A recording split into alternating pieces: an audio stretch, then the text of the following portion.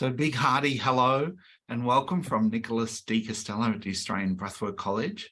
I'm delighted to have you with us for this presentation on self-regulation and co-regulation, which is all about how to stay calm, present, open-hearted, and so that we can be a loving presence for others to heal and grow. This is useful as a breathwork coach, and we do breathwork coach trainings, and it's also useful in our everyday life, in our intimate relationships with our friends and with our children. Being able to hold a loving space is the best way, in my experience, to bring out the best in everybody else. And Susan is here in this session as well, so thank you for being here. And we have two boys that are 20 and 21 years old now, and we've road tested being present and working on keeping our heart open. And we have two fabulous sons that we're very proud of in the way that they're growing up into young men. So this presentation is also an introduction to the core clearing breathwork coach training, because the first module of the training is the heart awakening part. And that's about developing the capacity to be present in love for others when they're going through the breathwork session. So this is like the foundation practice that we build everything else on. So in this session, we're going to explore co-regulation, what it is, why it's important, how do you do it, obstacles that would come on along the way, and we're going to talk about the core clearing breathwork training briefly. And then depending upon how we go, I'm happy to guide you through a heart centering breathwork meditation, which is putting everything that I teach into practice so that you can have a little taster of that. And then at the end, any questions that you've got. So let's just jump right in. And in nature, in the wild, in a herd of horses, if one horse gets a fright and becomes edgy and stressed and goes into that fight or flight and nervous system activation, which we call becoming dysregulated, it's not left alone. And in fact, the herd plays a critical role in helping to bring the distressed horse back into a state of harmony and balance. And so we can say that the herd co-regulates the distressed horse by helping to bring it back into a state of calm and ease. And similarly, we can co-regulate for each other. So when a person becomes distressed, the family, a therapist, or a community can play a role in helping that person to come back into harmony and balance. So co-regulation is about being a loving presence for others to feel safe, to let down their guard, to soften, and to allow themselves to feel so that they can heal. Co-regulation is our capacity to influence others in a way that instills a sense of calm and ease and trust in them. So with co-regulation, we can help others to feel safe and to be able to switch from being in sympathetic nervous system activation, the fight or flight response of hypervigilance, to switch out of that into parasympathetic state, which is a state of connection, of trust, of ease, and relaxation, to be able to slow down and soften and open. And we tend to call this holding space for others. And the truth is, the reality is for all of us that sometimes other people can actually love us more than we can love ourselves in that moment. And that's especially true when we're in shame or we're in fear. Sometimes other people can see things and be present with us in times of difficulty in ourselves, even seeing ourselves or showing ourselves.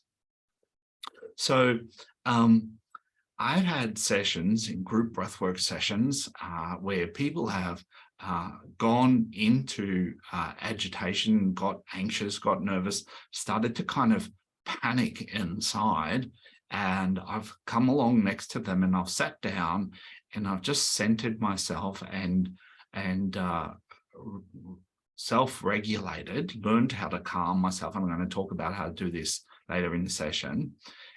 Sitting next to them, their eyes are closed and they're panicking, and I've just calmed myself down inside and really grounded myself, and without them even knowing that I was there, they've switched out of that and they've relaxed and softened and open.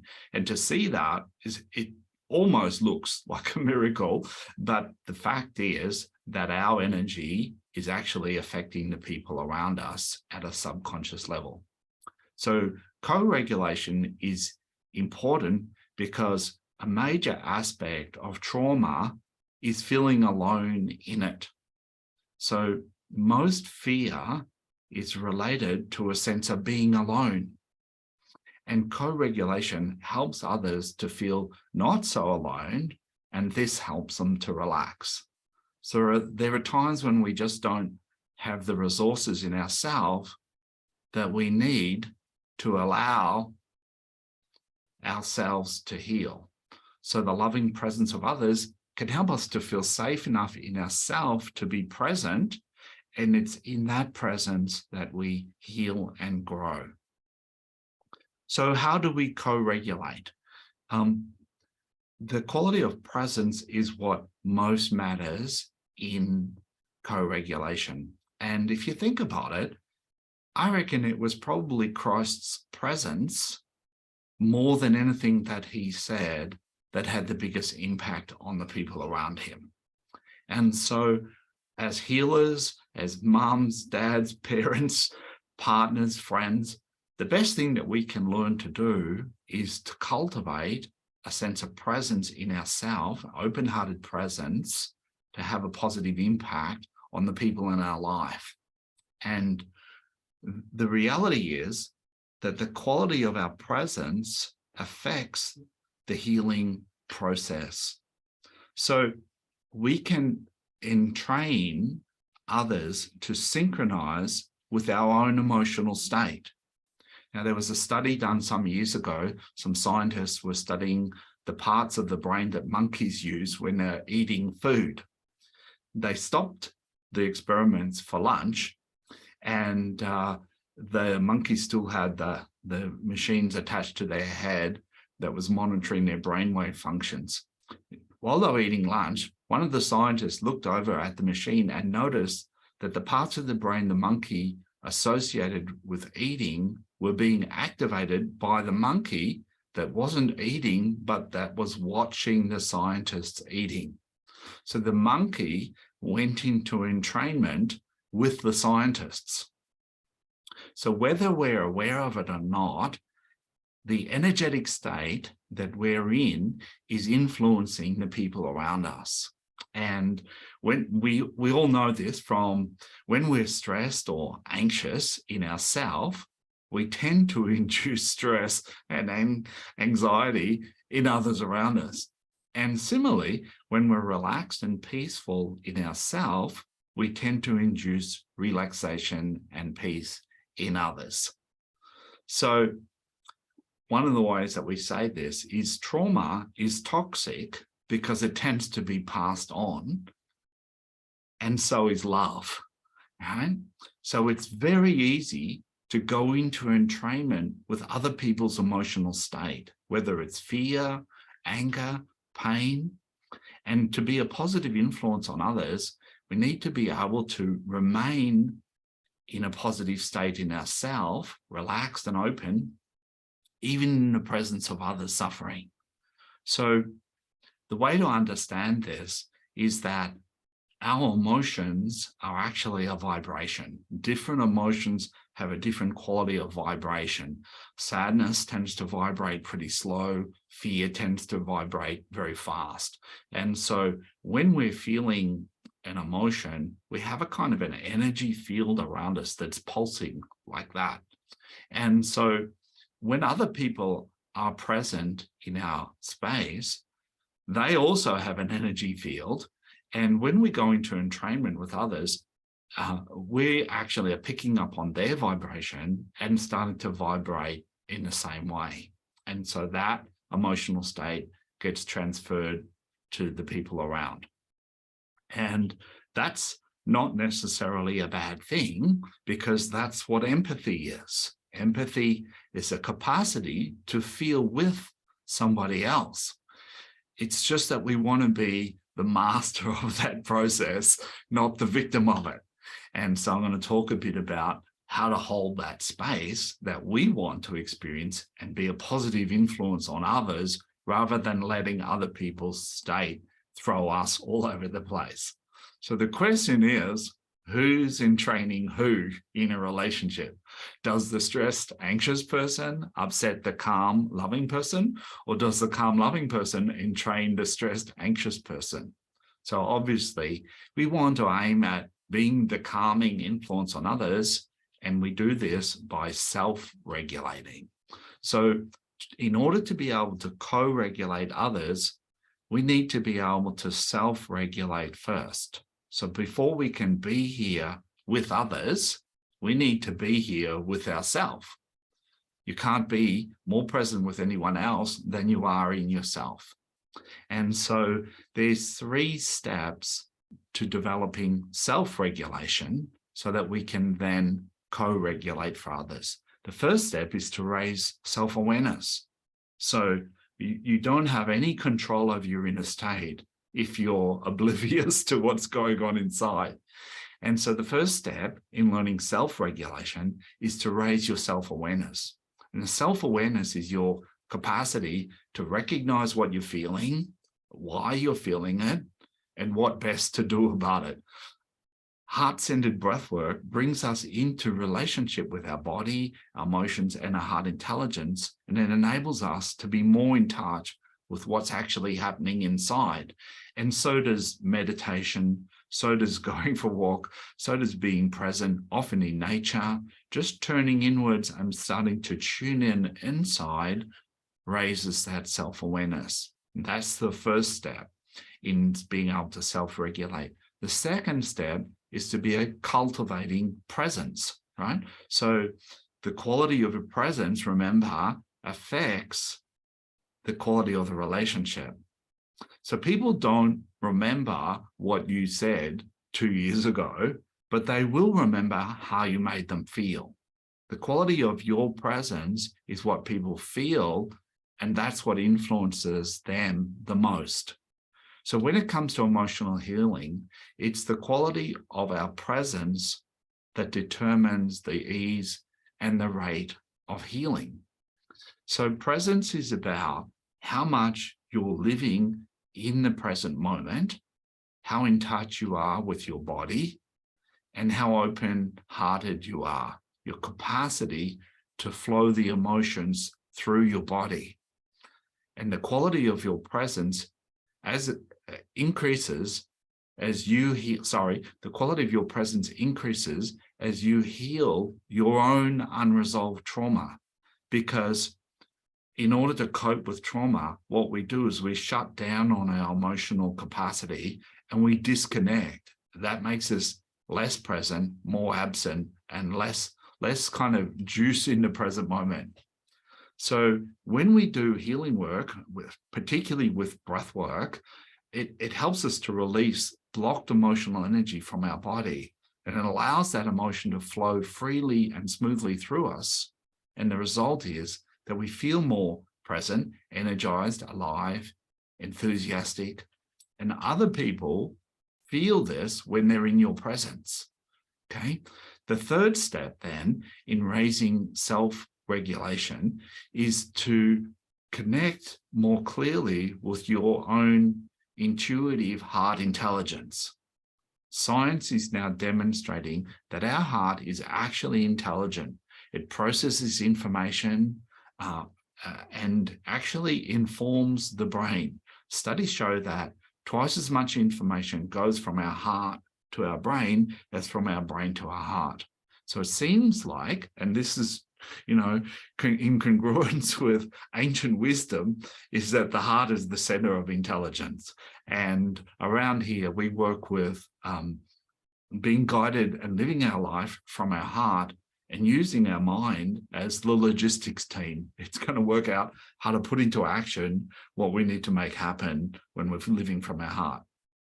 So when we do breath work, we actually journey down through our mind, through our body, through the emotions, and ultimately we connect into what we call a heart space. And in that space, we get access to intuitive guidance that's really ultimately coming from a place of love, right?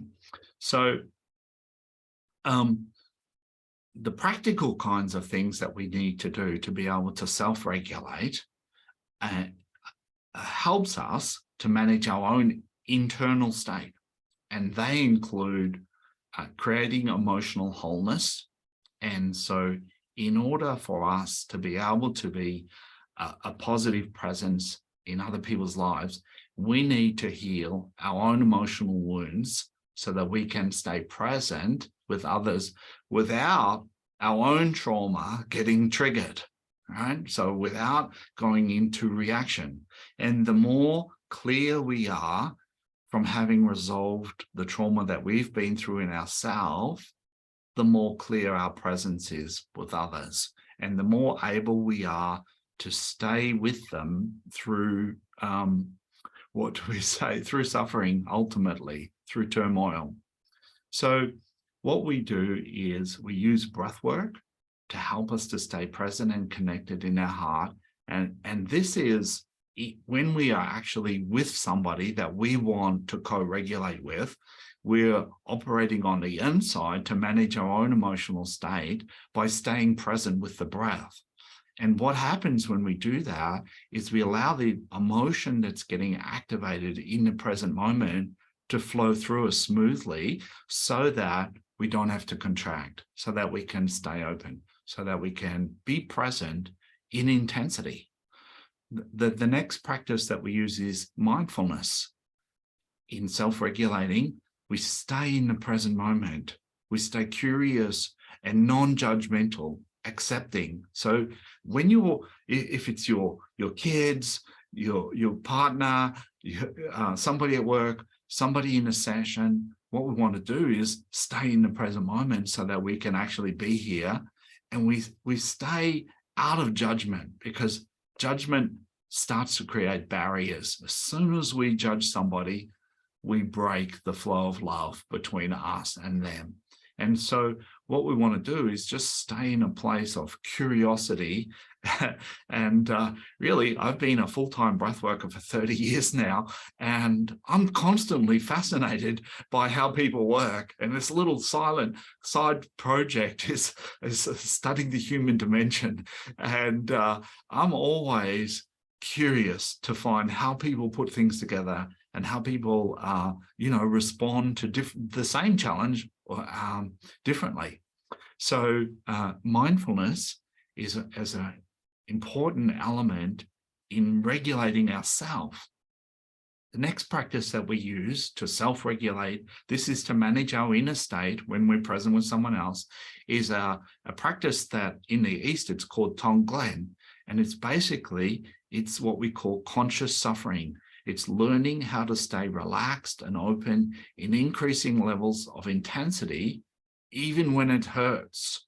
And instead of trying to block what we're feeling and get over it or protect ourselves from it, we actually master discomfort when we learn how to relax and open up and welcome it in. Mastering this Tonglen practice is the key to having compassion and actually being successful in our life, because most of us shut down and run away when we feel uncomfortable. So even when we're present with other people suffering, sometimes it gets overwhelming and we don't know how to process it. So our capacity to express compassion and to be open-hearted and present with ourselves then flows into our capacity to be present and open-hearted with others. And that allows us to really connect and be present, and ultimately to co-regulate the other person. So another aspect that I mentioned before is self-awareness. Okay, so noticing what's going on, particularly when we get activated.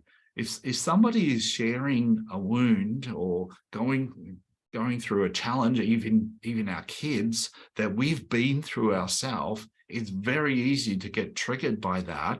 And in many ways, there's not a protection against that. There's much more choice in how we respond to the triggers when they happen. So when we're unconscious, we tend to just snap and bite back straight away. When we're conscious, we notice something is getting triggered here. Something is getting activated. And so what we practice when we notice that's happening is doing these other practices. But you can't do that if you're not self-aware, if you're not in touch with yourself. So the next practice that helps to self-regulate is body awareness. So being present in your own body is a massive source of valuable feedback about what's actually going on. And so as healers in a breathwork session, what we practice doing is using our own body as the litmus paper to read the energy that's happening in the moment. Most of us are focused on the other person when we're in a relationship. And so we kind of go out of connection to ourselves, and we lose ourselves a little bit in that. Even though the intention is good, we're caring for them, but often we actually lose touch with what's going on in us, and our body is actually reading the energy in the moment. And so when we're practicing conscious self-regulating, we're actually tuning into our body and we're listening to what's actually going on. So, you know, if I'm feeling agitated, if I'm feeling sad in my body, if I'm feeling tight in my body, I'm probably picking up on the energy that's present in that relationship. And that kind of leads us into emotional awareness. And so you can't really be fully self-aware if you don't understand your emotions. So noticing what's going on in our body and being able to recognize the emotion that's getting activated is valuable. It's valuable feedback, and it creates a loop in our relationship with whoever our partner is, or our client or our child is, that actually deepens the connection and helps the self-regulation process. And then the last practice that we use that I mentioned also is being in touch with our intuitive intelligence, our heart intelligence, and a capacity to kind of like pick up on the subtleties and hear the messages that are coming through and sort them out from trying to be remedial, trying to fix the situation, and instead trusting in what's resonating as valuable feedback to share with the person that we're holding the space with. So first you have to be self-aware, then you have to be present, and then you need to connect to your own heart intelligence to be able to self-regulate. And then from that place, we're able to be present with others in healing empowered ways and able to co-regulate. So co-regulation then, so that's the first base, is self-regulation. And then we bring that quality of presence into relationship. And here's a couple of notes on that quality of relationship. So when we're co-regulating, we need to understand a healthy understanding of what love is. Often we need to reframe love, because a lot of us have this idea that love is taking other people's pain away. Love is kind of about doing something to help the other person. Love is about fixing them or rescuing them. And when we get into that, we get into this codependent drama cycle where we get pulled in, and then we end up feeling drained on the other side of it. And so we need to reframe love much more as about the quality of presence that we're bringing to that relationship.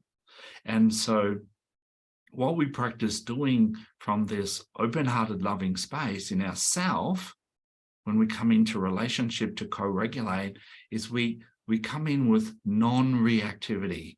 And the Buddhists call it remaining like a log.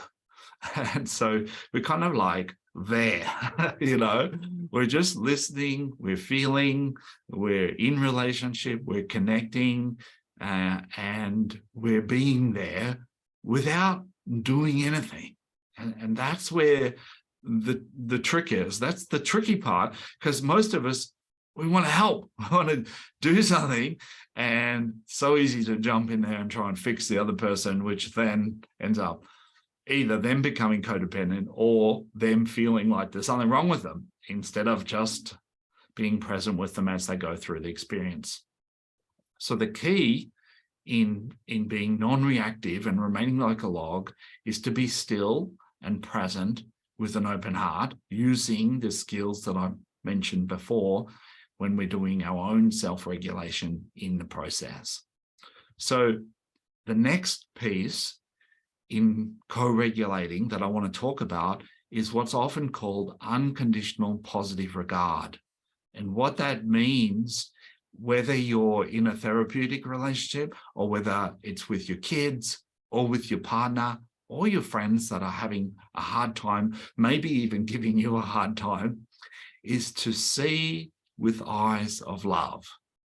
And what that means is to focus on seeing the basic goodness in others. Okay, so this is called unconditional positive regard. And what we're doing is we're choosing to see the basic goodness in others. So we're choosing to focus on the goodness in them.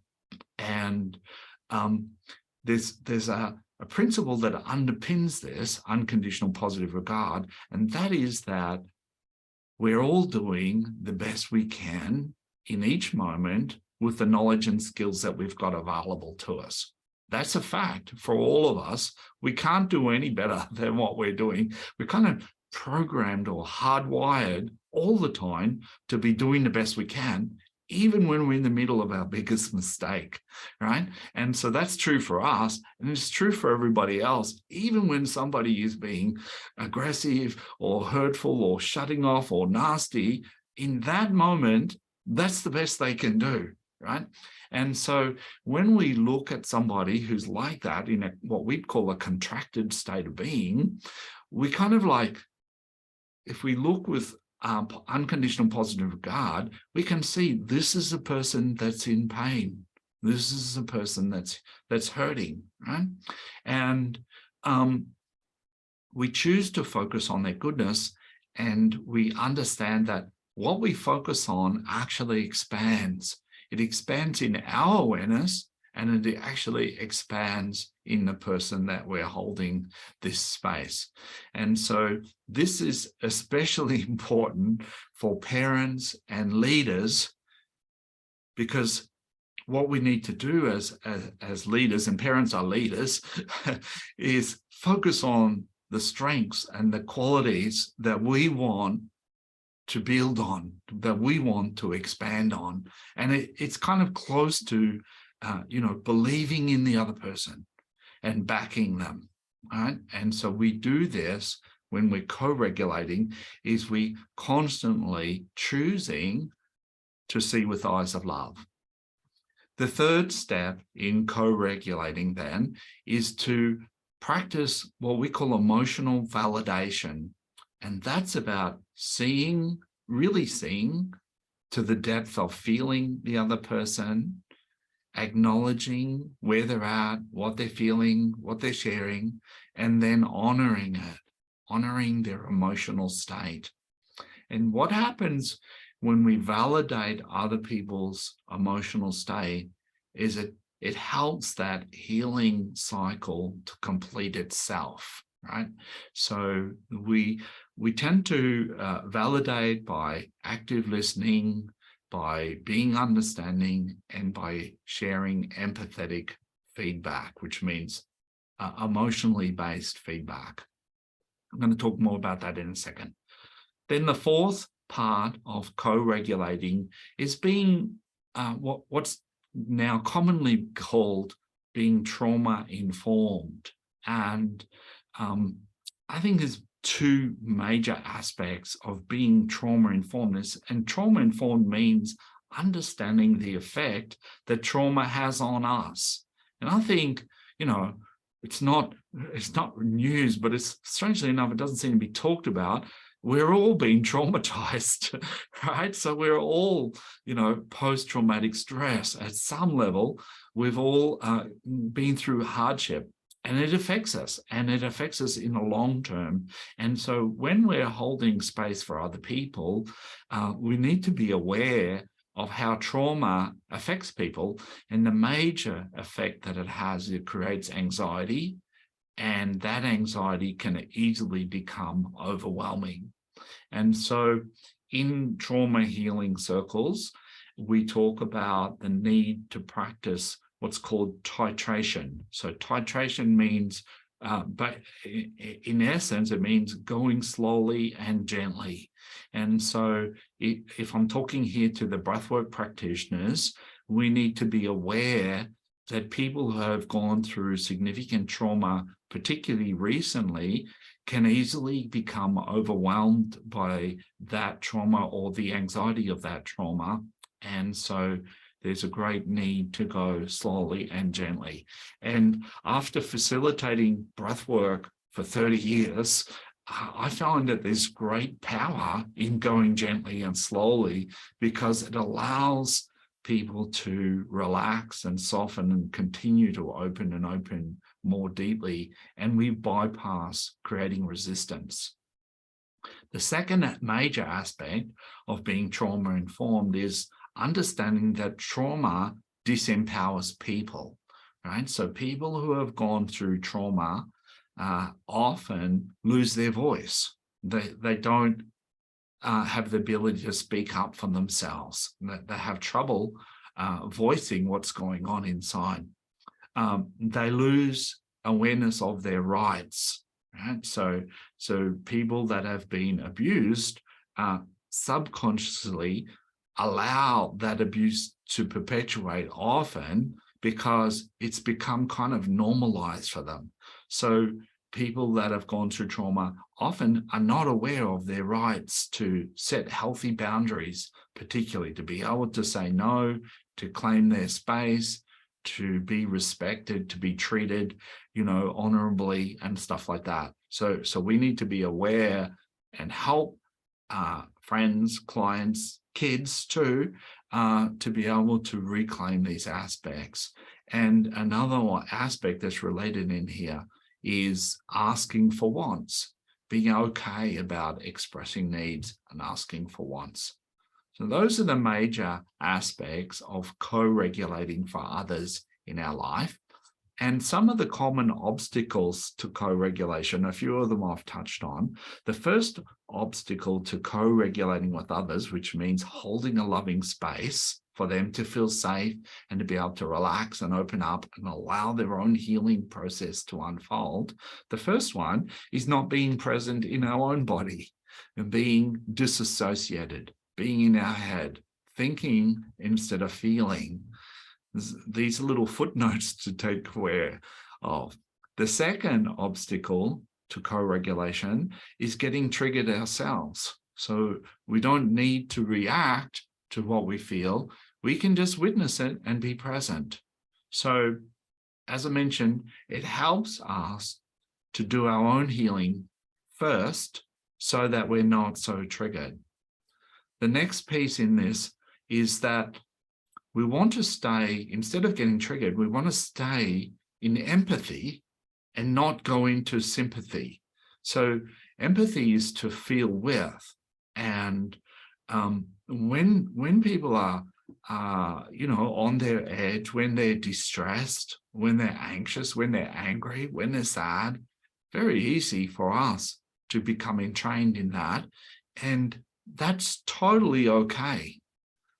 It's okay to feel with someone else, and it takes kind of courage to allow ourselves sometimes to be rocked off center but we don't fall apart with them. We don't jump into the sinking boat with them. And if somebody is panicking or freaking out, we don't want to go into entrainment with that. But it's okay to feel a bit anxious around it, right? So that we're kind of like moved by them. I run a men's group, and one of the guys once said to me, I stopped telling my partner about the problems that I have, because after I finished, I now have 2 problems to look after rather than 1. And, what we need to be able to do is actually, if our partner is going through something that's challenging and they're nervous and they're scared about it, what doesn't help is to hear back, it's okay, don't worry about it, it'll work out, it always has, stuff like that. When that's happened to me, I tend to feel more alone and more frightened. And I've noticed that when my partner says to me, I'm a bit scared about that too, I can see why you're scared about it, then I don't feel so alone in it. And so then I relax a bit, and that really helps. So other times where empathy is valuable in healing context is sometimes in sessions, I have a client that might be sharing something that I've been through, whether I consciously understand it or just feel it in my body. And sometimes it brings up sadness in me. And I've found that most of the time it's actually helpful just to let that sadness be seen, because, and sometimes it could be a tear or something like that. What that does is it shows the other person that they're really being received, that I'm really letting them in, that they're not alone, that I'm really getting them. And that can be very, very supportive and build a lot of trust in the relationship. So another small obstacle that sometimes happens, and it's a subtle one, is that in trying to be there for others, we're kind of overgiving, and we very easily start to feel that as a burden, as an onerous task. And we really want to switch from being there for others to being there with others. So we're not trying to uplift the other person. We're being present as love. We're being present in this neutral space where we're really receiving where they're at and getting them and mirroring that back to them. And the next obstacle that I want to mention is judgment. As soon as we make a judgment on somebody else, we start to separate from them. We start to polarize, and they will feel that. And that judgment makes the space less safe for them to show up and be vulnerable in. And my favorite saying in this area is, if I was you, I'd be doing what you're doing. Right? That's the truth, isn't it? If I was you, I'd be doing what you're doing, right? And so, back to, we're all doing the best that we can with the knowledge and experience that we have available. The last piece that we want to be conscious of and in co-regulating is being aware of projection and transference. And so what that means is being aware of putting our beliefs and experience onto them. Now, what I've discovered over the years is that people at some level let themselves get into situations often that I wouldn't let myself get into in the first place because I couldn't cope with it, right? And so if we imagine ourselves in other people's position, which is impossible, because you can't be that other person, it's very easy for us to get overwhelmed by trying to figure out what we would do in that situation. And I'm a firm believer that we each have the skills and the resources necessary to deal with the situations that are happening in our life. but we don't have the skills and resources necessarily to deal with what other people are going through in their life. And so we really need to practice staying with our own experience, not taking things personally in that way, but staying open and curious to learning. So